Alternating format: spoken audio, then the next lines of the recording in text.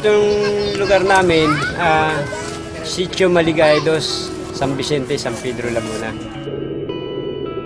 Siyempre, alam mo naman, ganitong lugar, squatter area, tabing release, dikit-dikit ang bahay. Madilim talaga rito sa lugar ko na to. Wala kami dito sa loob, lagi kami sa labas. Nadadapa kasi madilim, yung dadaan mo, hindi mo alam, may nakaharang. Tutulog na lang ako, wala ilaw eh.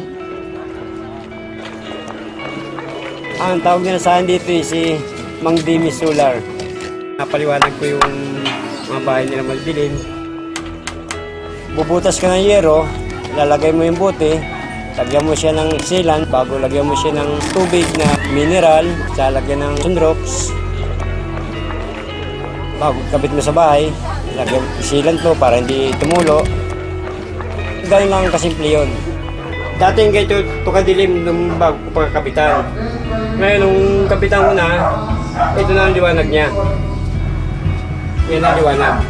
Pumili po ako kasi bote lang, tubig. Maliwanag na yung bahay mo. Bumaba yung ano ko, binayaran ko ngayon.